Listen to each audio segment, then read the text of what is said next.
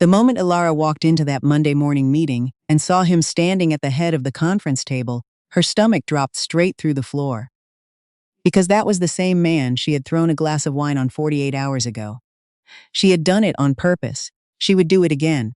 But right now, with 37 colleagues watching her freeze in the doorway of the Callaway and Reed conference room, Elara needed to remind herself how to breathe. His name, she would learn in approximately 90 seconds, was Caleb Harmon, new CEO, brought in by the board, effective immediately, and he was looking at her like he remembered exactly who she was.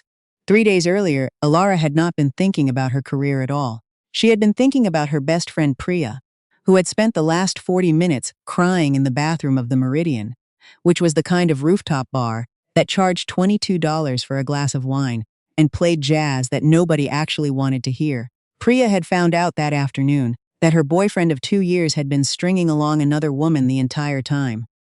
A woman he had apparently also been telling he loved, also been taking to dinner, also been texting goodnight. Priya had found out the way people always found out these days. A notification she wasn't supposed to see, a name she didn't recognize, a thread that went back 11 months. So Elara had done what best friends do.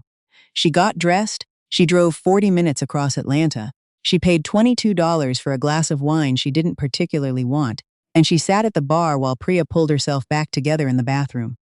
That was when the man sat down next to her. He was good-looking in a way that knew it, the kind of easy, settled confidence that came from never really being told no.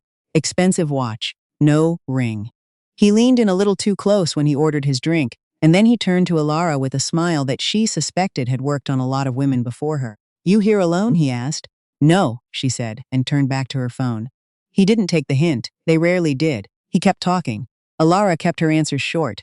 She wasn't rude. She was just very clearly not interested, and she was waiting for Priya, and she had already had a long week and it was only Friday. But he kept going. Filling the silence she left with more words, more questions, inching closer in a way she kept noticing without acknowledging. And then Priya came out of the bathroom. Priya was the kind of person who walked into a room and immediately became the most vivid thing in it. She was also, at that particular moment, exhausted and raw-eyed and wearing her heart on the outside of her chest, in a way that made Elara's protective instincts kick in before her brain even caught up. The man saw Priya and visibly shifted. His whole energy changed. He leaned around Elara to say something. Something about how Priya looked like she needed cheering up. Something that landed just wrong enough, personal enough, presumptuous enough in the specific way that a woman who had spent the last hour discovering that the person she trusted most had been lying to her face would not need right now. Priya flinched. Elara picked up her wine glass and threw it. Not the glass. She set the glass down. She wasn't trying to hurt anyone, but the wine. The full glass of deep red Malbec directly onto the front of his very expensive shirt. "She doesn't need cheering up," Elara said very clearly and very calmly. "She needs you to leave." The bar went quiet. The man stared at her. He looked down at his shirt and then back up at her, and for a second she couldn't read his expression at all. Then he stood up very slowly and he said, "You're going to regret that." Not angry, not embarrassed, just very still and very certain. Elara looked him dead in the eye. "I really don't think I am." She paid the tab.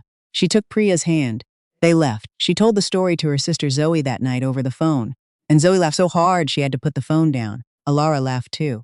By Sunday it felt like a good story, the kind of thing that was only possible because it would never matter again. A stranger in a bar, a ruined shirt, a clean exit. Monday morning took that story and set it on fire. She had been late, not catastrophically, just enough that she was the last one into the conference room. The door handle already in her hand when she heard the new name, the new title, and looked up. Caleb Harmon looked right back at her. There was a half-second where his expression flickered into something she couldn't name. Then it settled back into professional, pleasant, giving nothing away. Elara found a seat and sat down. She kept her face still. She was very good at keeping her face still. It was one of the things that had made her good at her job for the last 6 years. Good enough to be the youngest senior account director Callaway and Reed had ever promoted. She had learned a long time ago that rooms full of people read your face before they heard your words. Caleb Harmon spoke for 20 minutes about vision and integration and building on what the team had already created. He was good at it. She had to admit that.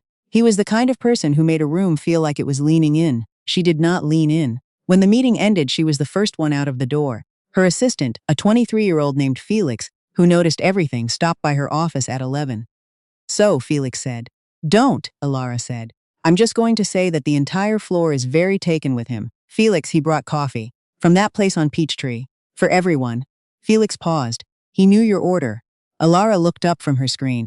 Oat milk, 1 sugar, no vanilla, Felix said, which is kind of specific.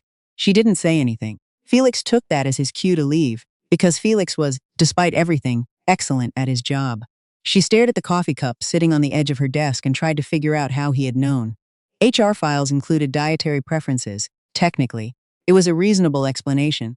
It was also possible that he had simply asked someone. Either way, she left the coffee untouched until it went cold. Their first actual conversation happened on Wednesday, in the elevator. He stepped in at 12, she was already there, and the doors closed before either of them could do anything about it. 12 floors. She had done the math in her head the moment she saw him approach. Elara, he said, like he was testing the way her name fit in his mouth. Mr. Harmon, she said. He smiled a little. You can call me Caleb. I know, she said. He let that sit for a second. Then, the shirt was Italian. She turned to look at him. He wasn't angry. If anything, he looked almost amused, which irritated her more than anger would have. She was having a bad night, Elara said. I know, he said. I figured that out about 30 seconds after you left. I could have read the room better. That surprised her. She had expected a lot of things from this conversation, and that was not one of them. I'm not looking for an apology, she said, keeping her voice even. I'm not offering one, he said. I'm just acknowledging that the read was bad. He paused. The wine thing was still excessive. It got the point across. The elevator opened. He held the door. I'm sure it did, he said.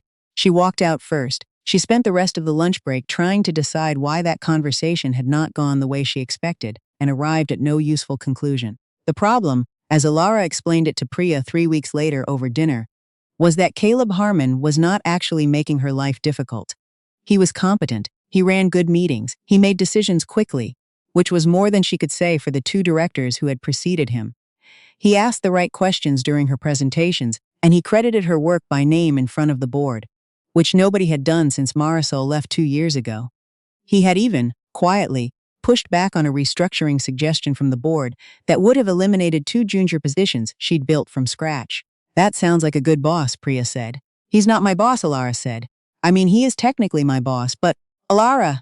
He looked at me on Friday, Elara said, like across the room, in the middle of Harrison's presentation.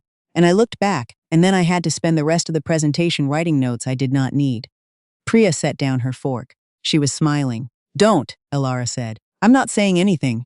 You are saying something with your face. I'm just eating, Priya said peacefully. It was her colleague Dara who first said it out loud.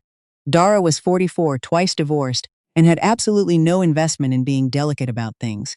She and Elara had started at the company the same year and had survived 3 mergers and 1 particularly bad quarter together, which meant Dara had earned a certain level of directness. He likes you, Dara said, over drinks in the lobby bar of the W Hotel after a client dinner. He doesn't, Elara said. He corrected the Henderson account and made sure to say it was based on your projections. In front of the Henderson people. That's professionalism. He cleared his calendar last Thursday when your pitch ran over. 3 other senior directors were waiting. Dara tilted her head. That's not professionalism. That's interest. Elara was quiet for a moment. She took a sip of her drink. He's my CEO, she said. I know, Dara said. I said he likes you. I didn't say it was simple. The Whitmore Gala was the kind of event Elara attended twice a year and tolerated reasonably well. The firm hosted a table. Everyone dressed up. There were speeches and appetizers and a silent auction that benefited something environmental. She had been going since her 3rd year at the company. She was at the bar waiting for a soda water when Caleb appeared beside her, and for once neither of them had a role to play in front of an audience. You look like you want to leave, he said. I always want to leave these things, she said. I stay anyway. Why? She looked at him sideways. Because wanting to leave and choosing to stay are different things.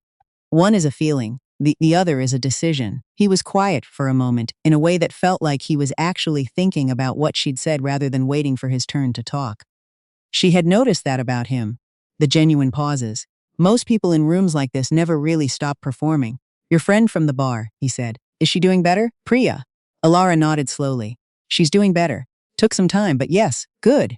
He meant it. She could tell. She looked at him and something in her chest shifted in a way she had been carefully avoiding for 6 weeks. Caleb, she said. Yeah, I don't actually regret throwing the wine. He laughed, a real one, the kind that changed his whole face. I know you don't. I'm just keeping the record clear. Noted, he said. For what it's worth, the shirt was replaceable. They stood there for a moment, sideways by side, watching the room. Dance? He asked. She thought about it for exactly 3 seconds. 1, she said. 1 became 2.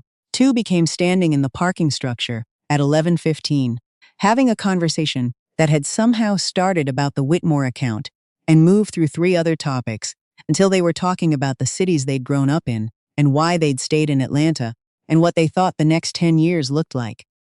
Elara did not talk about her future with strangers. She did not talk about it with people she had known for 6 weeks either. She talked to Caleb until midnight and drove home in a silence that felt very loud.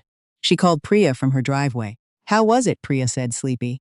I think I have a problem, Elara said. Priya did not even pretend to be surprised. I know, babe. The problem was not what she'd expected it to be. She had anticipated that falling for someone she worked with would complicate her professional life, and she had been right about that, but not in the way she'd feared. Caleb never made things complicated at work. He was clean about it. No lingering after meetings, no differential treatment, nothing that could be read as favoritism by anyone watching. Whatever was happening between them, he was not willing to let it cost her reputation, and she respected that more than she wanted to admit. The problem was Lena. Lena was Caleb's executive assistant. She had been with him at his previous firm for 4 years, followed him to Callaway and Reed when the board brought him in, and she made her feelings about Elara very clear, in the way that women who feel threatened make things clear. Nothing you could point to, everything you could feel.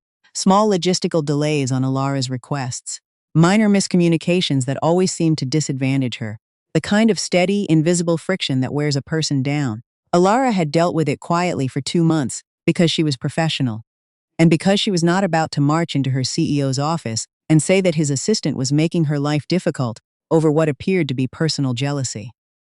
Then the Renton pitch happened. The Renton Group was the largest account Callaway and Reed had pursued in 4 years. Elara had been building the proposal for 11 weeks.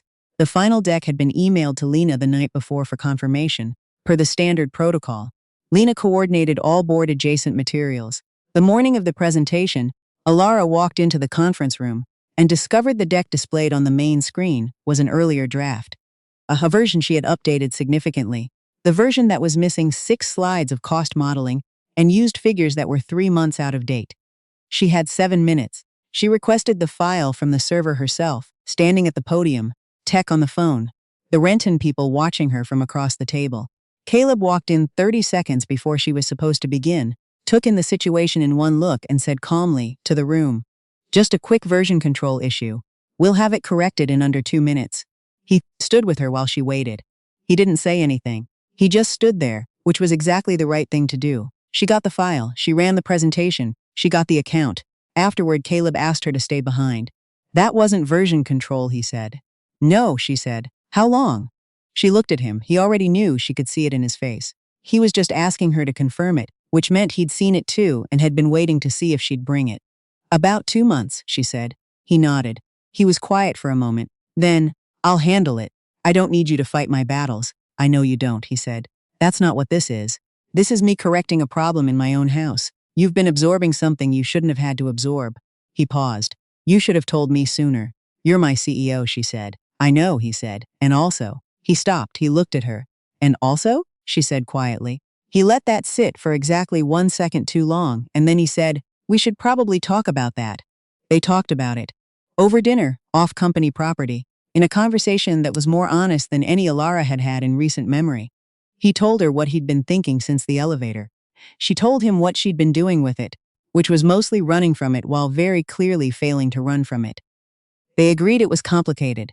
They agreed complicated was not the same as impossible. They agreed on slow and careful. Priya, when Elara told her, screamed into a throw pillow for approximately 45 seconds. "I knew it at the bar," Priya said. "You didn't know anything at the bar." "I knew," Priya said. "He looked at you when you were leaving, like, not angry, like he was trying to figure out who you were." 3 months after the gala, Lena turned in her resignation. Caleb handled it exactly as he said he would, directly, professionally, without drama. Elara only knew the details because he told her himself, which she had asked him to do. She didn't want it to be something that lived in the space between them unclaimed. She was at her desk on a Tuesday afternoon when Dara appeared in her doorway. "You know the whole floor knows," Dara said. "I know. Elara said. She wasn't even slightly bothered, which surprised her until it didn't. And, Dara said. Elara thought about it. She thought about the elevator, the parking structure, the gala. The morning of the rent and pitch, when he had simply stood beside her because that was the right thing to do, and he knew it. He's a good person, she said. Which is not actually a small thing. Dara looked at her for a long moment. Then she nodded. Dara said. It really isn't. The Renton account closed at a number that made the board very happy, and Callaway and Reed had its best quarter in 6 years. And Elara was offered a VP title in the spring, by a vote of the full board in a conference room, where Caleb sat at the head of the table and very deliberately looked at the wall while they announced her name, because he was professional like that. She signed the offer letter on a Thursday.